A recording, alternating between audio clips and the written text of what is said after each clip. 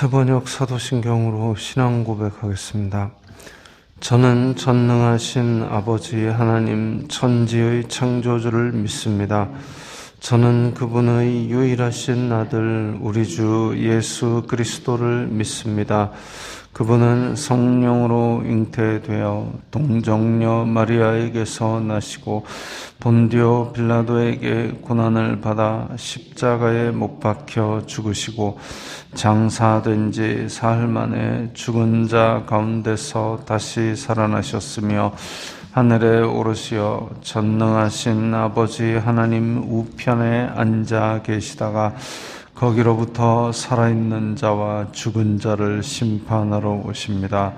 저는 성령을 믿으며 거룩한 공교회와 성도의 교제와 죄를 용서받는 것과 몸의 부활과 영생을 믿습니다. 아멘. 거룩하신 아버지 하나님 감사합니다. 간밤에도 편히 쉬게 해주시고 새벽에 기도하는 자리에 불러주시니 감사합니다. 이 시간 저희들이 마음 중심으로 주님을 경외하게 하여 주시옵소서. 예수님 이름으로 기도드리옵나이다. 아멘. 찬송가 285장입니다.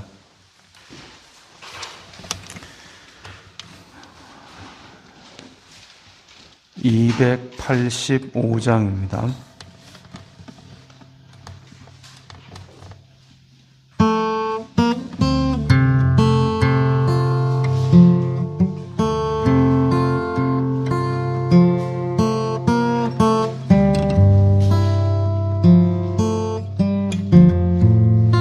주의 말씀 받은 그날 참 기쁘고 복되도다.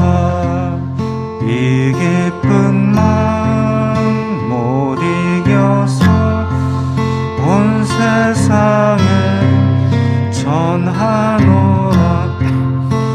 기쁜 날 기쁜 날 주 나의 죄 다시 쓴 날 늘 깨어서 기도하고 늘 기쁘게 살아가리.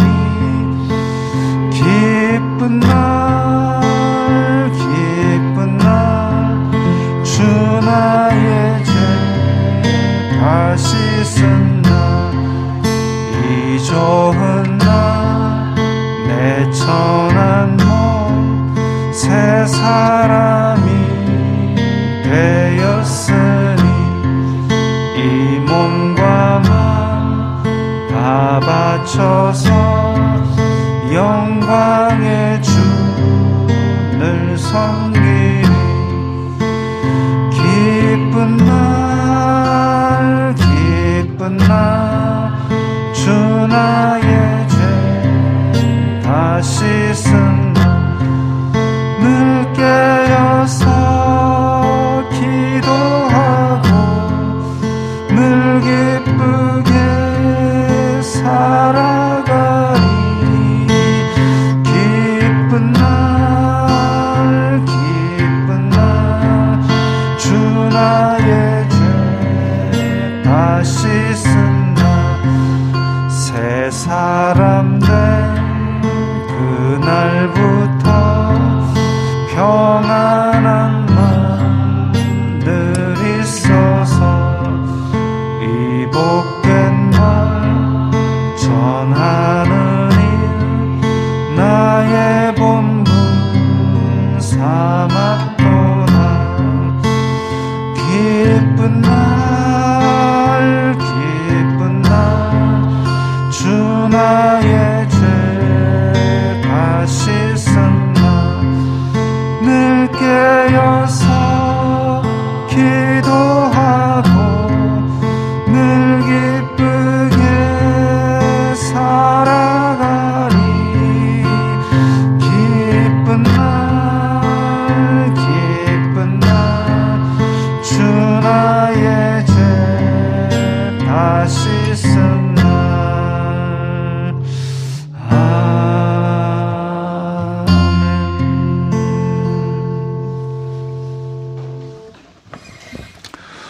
오늘 말씀은 요한복음 14장 15절부터 24절까지의 말씀입니다.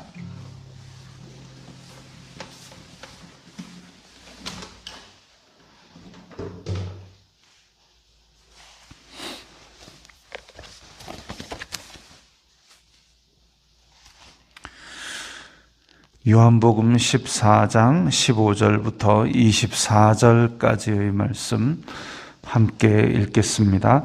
너희가 나를 사랑하면 나의 계명을 지키리라. 내가 아버지께 구하겠으니 그가 또 다른 보혜사를 너희에게 주사 영원토록 너희와 함께 있게 하리니 그는 진리의 영이라. 세상은 능히 그를 받지 못하나니 이는 그를 보지도 못하고 알지도 못함이라. 그러나 너희는 그를 아나니 그는 너희와 함께 거하시며 또 너희 속에 계시겠음이라. 내가 너희를 고아와 같이 버려두지 아니하고 너희에게로 오리라. 조금 있으면 세상은 다시 나를 보지 못할 것이로되 너희는 나를 보리니 이는 내가 살아있고 너희도 살아있겠음이라. 그 날에는 내가 아버지 안에 너희가 내 안에 내가 너희 안에 있는 것을 너희가 알리라. 나의 계명을 지키는 자라야 나를 사랑하는 자니 나를 사랑하는 자는 내 아버지께 사랑을 받을 것이요 나도 그를 사랑하여 그에게 나를 나타내리라. 가룟인 아닌 유다가 이르되 주여 어찌하여 자기를 우리에게는 나타내시고 세상에는 아니하려 하시나이까. 예수님께서 대답하여 이르시되 사람이 나를 사랑하면 내 말을 지키리니 내 아버지께서 그를 사랑하실 것이요 우리가 그에게 가서 거처를 그와 함께 하리라. 나를 사랑하지 아니하는 자는 내 말을 지키지 아니하나니 너희가 듣는 말은 내 말이 아니요 나를 보내신 아버지의 말씀이니라. 아멘. 오늘 말씀은 앞에서 아버지를 우리에게 보여달라는 그 요청에 대한 대답의 연장이라고 볼 수 있습니다. 그래서 전체적인 흐름이나 이런 구조를 보면서 이 말씀을 생각을 해보면 눈에 좀 잘 들어옵니다. 15절과 21절이 마치 샌드위치처럼 앞과 뒤를 둘러싸고 있다고 생각을 먼저 하십시오. 그래서 너희가 나를 사랑하면 나의 계명을 지키리라. 예수님을 사랑하면 예수님께서 주신 지시사항을 새 계명을 사랑하라는 새 계명을 지키는 것이구나. 지켜야 하겠구나. 그런데 그와 똑같은 말씀이 21절에 또 나옵니다. 나의 계명을 지키는 자라야 나를 사랑하는 자니. 자, 사랑하면 계명을 지키리라. 계명을 지키는 자가 나를 사랑하는 자다. 그거는 똑같은데, 근데 21절은 뭐가 더 붙었습니다. 나를 사랑하는 자는 내 아버지께 사랑을 받을 것이요 아버지께 사랑을 받는다가 더 붙어있고 나도 그를 사랑하여 그에게 나를 나타내리라. 예수님도 그에게 예수님 스스로를 나타내신다. 이 두 가지가 더 붙었습니다. 그래서 15절과 21절은 같은 말씀으로 앞뒤로 둘러쌌는데 뒤에는 아버지와 예수님이 그 안에 나타나는 것이 더 붙어 있고, 그러면 그 중간에는 뭐가 있느냐? 보혜사 성령님 이야기가 나옵니다. 그러면 15절에 다시 가서 너희가 나를 사랑하면 나의 계명을 지키리라. 그러면 모세랑 다를 바가 없네. 모세도 계명을 주고 지키라 그랬는데 라고 말씀을 읽다가 하고 질문을 계속 던져보면 그 답이 그 다음부터 쭉쭉 나오고 있는 것을 보게 됩니다. 너희가 사랑하면 계명을 지키리라. 그 계명을 어떻게 지켜요?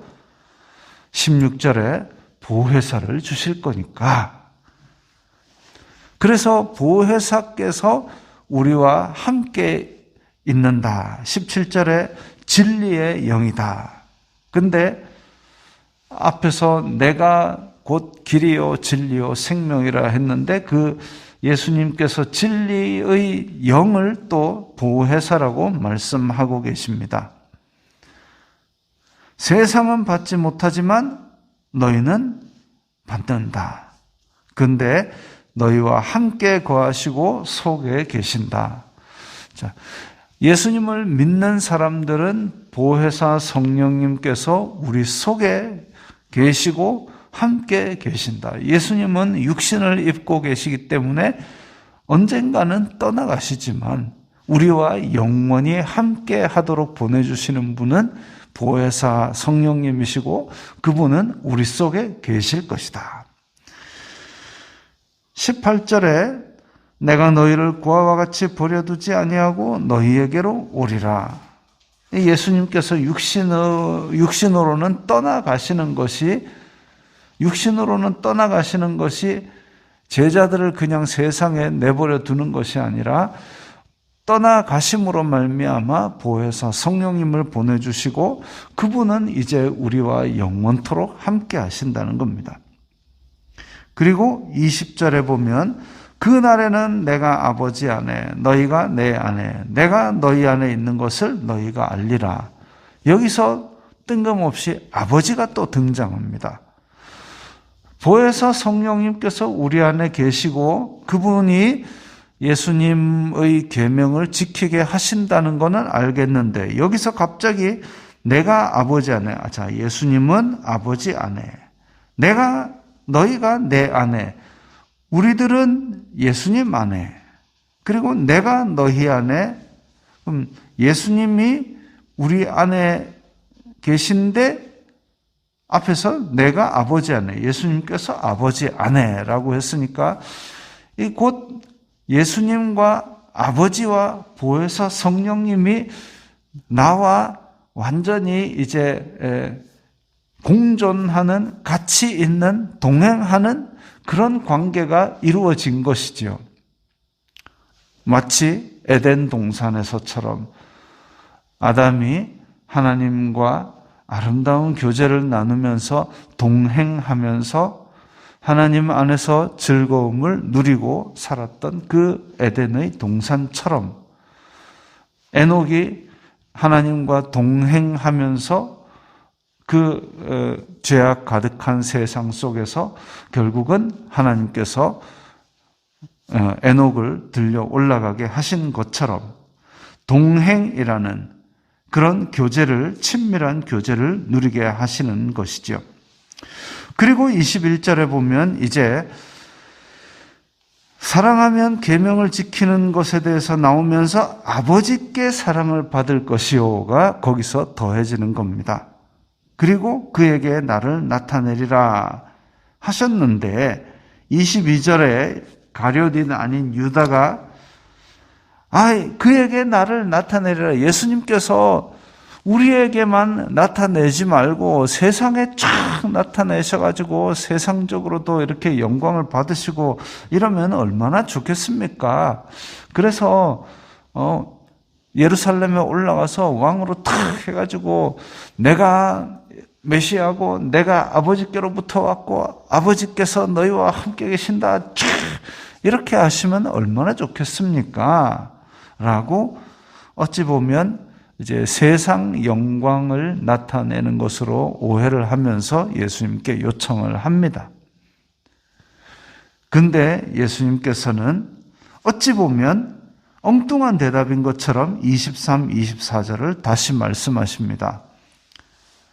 사람이 나를 사랑하면 내 말을 지키리니. 아까 앞에 하셨던 말씀을 그대로 똑같이 하시는 거죠.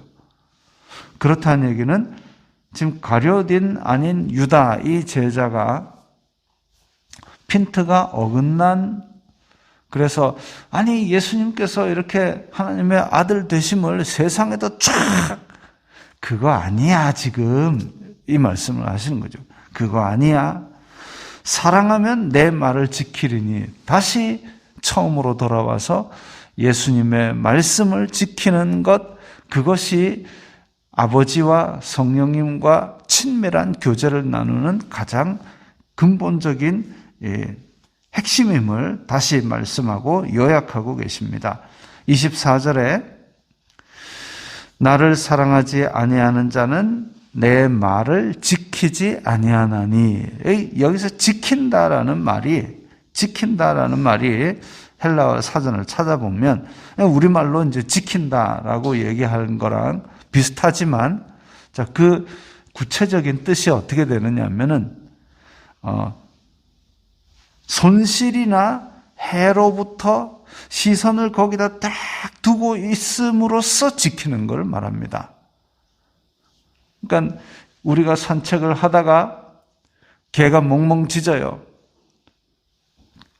그럼 우리가 개를 보겠죠? 왜 보죠? 그런 일 잘 안 겪으세요? 개가 멍멍 짖어요. 그럼 우리가 봅니다. 왜? 자가 쫓아와서 나한테 해를 끼칠 수도 있기 때문에. 근데 개 주인은 그럽니다. 우리 개는 안 물어요. 안 물기는 뭐를 저리 짖어 샀는데 하고 계속 봅니다. 안 문다 해도 우린 봅니다. 왜? 물지도 모르니까. 그게 여기 지킨다라는 말의 구체적인 의미입니다. 지키다, 주의하다, 또 어떤 의미로는 억류하다. 내 마음을 거기다 딱 묶어두는 겁니다. 그게 예수님의 말씀을 지킨다라는 그 구체적인 의미입니다. 그래서 예수님의 말씀을 우리가 그걸 딱 들여다보고 거기에서 어긋나지 않도록 우리가 조심하고, 이런 것들이 바로 예수님의 말씀을 지키는 거죠. 너희가 듣는 말은 내 말이 아니요 나를 보내신 아버지의 말씀이니라. 여기서 또 아버지가 다시 등장합니다. 예수님의 말씀을 지키는 것은 단지 육신으로 오신 예수님께서 하셨던 말을 그냥 머릿속에 집어넣고 그런갑다 이게 아니라, 이게 진짜 하나님 아버지께서 우리에게 원하시는 길이구나라고 생각해서 그 길을 주위에서 따라가는 걸 말합니다. 그걸 우리가 신경 써서 막 이렇게 하면 노이로제 걸리고 어떻게 해요? 보혜사 성령님께서 우리에게 가르쳐 주시고 생각나게 하시고 따라갈 힘을 주신다는 거죠. 내버려 두지 않고 우리 속에 거하시면서 우리의 길을 하나님께서 원하시는 방향으로 인도하시고 도와주시는, 그래서 보혜사입니다. 은혜를 보호하시는 스승이다 이거지요.